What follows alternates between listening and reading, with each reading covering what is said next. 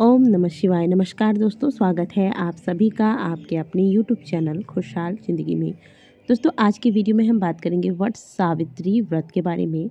यह व्रत साल 2023 में किस दिन रखा जाएगा, व्रत के पहले बाल आपको किस दिन धोने हैं, व्रत में आपको कौन से विशेष नियमों का ध्यान रखना चाहिए, व्रत में आपको केवल नए साड़ी या नए कपड़े का ही प्रयोग करना है या आप पहले से प्रयोग किए हुए वस्त्र का भी प्रयोग इस व्रत के दौरान कर सकते हैं। यानी कि पहले की पुरानी साड़ी को साफ करके इस पूजा में धारण किया जा सकता है या नहीं। आज के दिन किन विशेष चीज़ों का दान सुहागिन महिलाओं को अवश्य करना है, साथ ही जानेंगे कि पीरियड्स के दौरान आपको यह व्रत किस प्रकार से रखना है। इस व्रत में आपको किस प्रकार का भोजन लेना है और कितनी बार भोजन लेना है, इस प्रकार की तमाम जानकारियाँ जो नवविवाहिता महिलाएं हैं उन्हें अवश्य इन नियमों का ध्यान रखना चाहिए। इसके बाद ही नियमों को जानकर व्रत को आरंभ करना चाहिए। दोस्तों, प्रत्येक वर्ष ज्येष्ठ मास की अमावस्या तिथि पर सभी सुहागिन महिलाओं द्वारा पति की लंबी आयु तथा सुखी वैवाहिक जीवन की कामना के साथ वट सावित्री का व्रत रखा जाता है। साल 2023 में ज्येष्ठ मास के कृष्ण पक्ष की अमावस्या तिथि 18 मई रात्रि 9:42 से प्रारंभ होगी। इसका समापन 19 मई को रात 9:22 पर होगा। उदया तिथि को मानते हुए वट सावित्री और अमावस्या व्रत 19 मई को रखा जाएगा। इस दिन शुक्रवार का दिन होगा और इस दिन शोभन योग का निर्माण हो रहा है, जो कि संध्या काल 6:17 तक रहेगा। इस अवधि में पूजा पाठ करने से विशेष फलों की प्राप्ति होती है। पौराणिक मान्यताओं के अनुसार वट सावित्री व्रत के दिन सुहागिन महिलाओं द्वारा वट यानी कि बरगद पेड़ की पूजा की जाती है। मान्यता है कि इस दिन इस वृक्ष में भगवान ब्रह्मा, विष्णु और महेश का वास होता है और इस दिन बरगद के पेड़ की पूजा करने से पति और परिवार को सौभाग्य का आशीर्वाद मिलता है और पति की अकाल मृत्यु का भय टल जाता है। वट सावित्री व्रत के दिन पतिव्रता स्त्री वट वृक्ष की परिक्रमा करती हैं और चारों ओर कलावा बांधती हैं। माना जाता है कि ऐसा करने से पति को लंबी आयु मिलती है, संतान की प्राप्ति होती है, मनोकामनाएं पूर्ण हो जाती हैं। साल 2023 में मलमास यानी कि अधिक मास लग रहा है, इसे लेकर लोगों के बीच संशय की स्थिति बनी हुई है कि जो हमारी नवविवाहिता बहनें हैं उनके द्वारा इस व्रत को आरंभ किया जा सकता है या नहीं। इस बार तो बिल्कुल जो अधिक मास है, जिसे कि हम सब पुरुषोत्तम मास के नाम से जानते हैं, वो अभी आरंभ नहीं हुआ है। इसके आरंभ होने से पहले आप जितने भी व्रत कर रहे हैं इन्हें आप पहली बार बेझिझक कर सकते हैं। जो पहली बार व्रत आरंभ करना चाहते हैं वो इस व्रत को इस बार यानी कि 18 मई दिन शुक्रवार को जो वट सावित्री का व्रत पड़ रहा है, बिल्कुल बेझिझक इस व्रत को आप आरंभ कर सकती हैं। इस बार क्योंकि वट सावित्री का व्रत शुक्रवार को पड़ रहा है, इसके एक दिन पहले ही बाल इत्यादि धोने का नियम है, क्योंकि अमावस्या पर सुहागिन महिलाओं द्वारा वैसे भी बाल नहीं धोए जाते और वैसे भी हमारे यहाँ नियम है कि जिस दिन हम व्रत धारण करते हैं उस दिन बाल नहीं धोआ जाता, उसके एक दिन पहले ही नहाए खाए यानी कि बाल धोकर शुद्ध सात्विक भोजन लिया जाता है।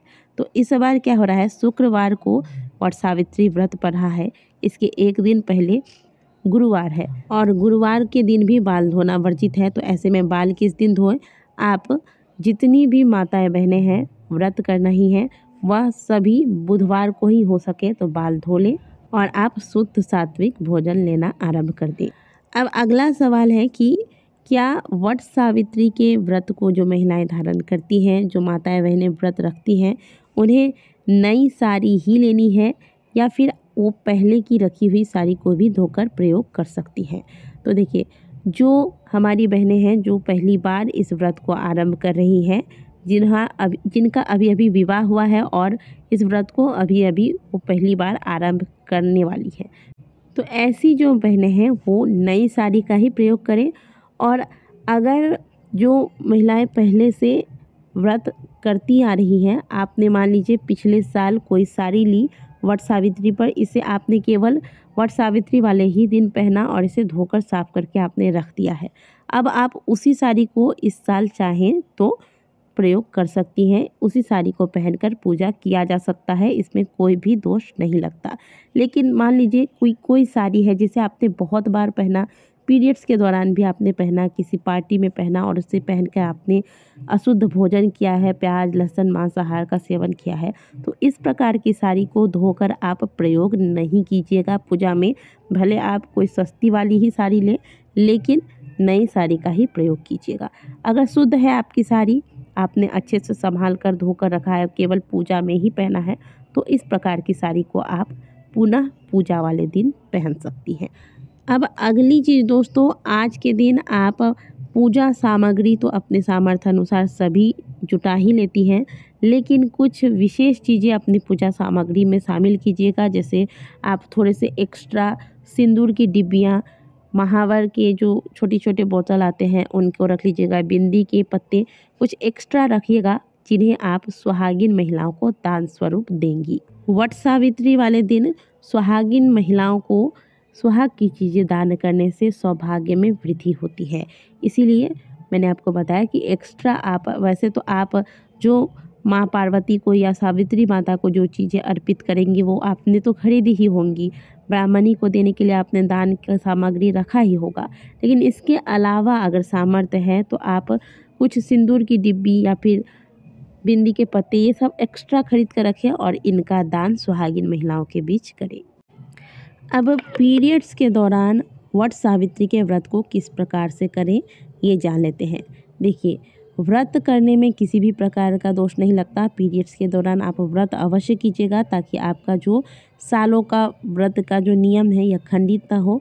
लेकिन वट सावित्री में जो वट वृक्ष की पूजा हम करते हैं, इसमें ब्रह्मा विष्णु महेश का वास होता है। इन तीनों देवों को जब तक आप पूरी तरह से शुद्ध न हो जाए, आपको उन्हें नहीं छूना है। इसलिए इस दौरान आप पूजा नहीं करेंगे, पूजन सामग्री को भी नहीं छूना है। अगर आप पहले से पूजा की सामग्रियों की व्यवस्था कर लेते हैं और घर में कोई और सुहागिन महिला है तो उनके द्वारा आप वृक्ष की पूजा इत्यादि करवा लें। बाकी आप चाहें तो आज के दिन दूर से बैठ कर कथा का श्रवण कर सकती हैं और फिर कथा श्रवण के बाद प्रणाम करके पति के पैर धोकर उनका चरण स्पर्श करके उनका आशीर्वाद ले सकती हैं। और अगर कोई भी नहीं है घर में जिनके द्वारा आप पूजा करा सके, कोई बात नहीं, आप केवल व्रत करें। कहीं पर कोई महिला अगर यह व्रत कर रही हैं तो वहां जाकर बैठकर कथा का श्रवण करें। ये भी नहीं हो पाता, मोबाइल में आप वट सावित्री की कथा लगा लें और इस कथा का श्रवण कर लें और मन से व्रत करें, मानसिक रूप से वट वृक्ष की पूजा कर ले, परिक्रमा कर ले, बस इसमें भी आपका व्रत पूर्ण हो जाएगा। व्रत में आपको भोजन कितनी बार करना है यह भी जान लेते हैं। देखिए, वट सावित्री के व्रत में महिलाएं प्रातःकाल सबसे पहले उठकर स्नान इत्यादि कर लें और इसके बाद सुंदर सी लाल रंग की, पीली रंग की, नारंगी रंग की या हरे रंग की साड़ियाँ पहनकर सुंदर से 16 श्रृंगार करके तैयार हो जाएं, पूजा पाठ इत्यादि कर लें। जब तक पूजा नहीं हो जाती संपन्न, तब तक आपको जल भी नहीं लेना है। पूजा में महिलाएं जो मिठाई, फल, मेवा, खीर, ककड़ी, तरबूज, भीगा हुआ चना आदि या फिर जिनके यहाँ जिस प्रकार के पकवान बनाकर भोग लगाने का रिवाज है, वो सभी बनाकर जो भी चीज़ें आप पूजा में शामिल करते चढ़ाते हैं, इन सभी चीज़ों को प्रसाद रूप में आप ले सकती हैं। वट सावित्री के व्रत में नमक का सेवन नहीं किया जाता है। अब जो लोग व्रत नहीं रखती लेकिन पूजा करना चाहती हैं तो वो पूजा पाठ करने के बाद शुद्ध सात्विक भोजन ले सकती हैं। लेकिन जो लोग प्रॉपर व्रत रखते हैं उनको नमक का सेवन नहीं करना है। चलिए अब जानते हैं वट सावित्री व्रत की पूजा के दौरान आपको कौन कौन सी सामग्रियां हैं जिनको अवश्य पूजा में शामिल करना चाहिए।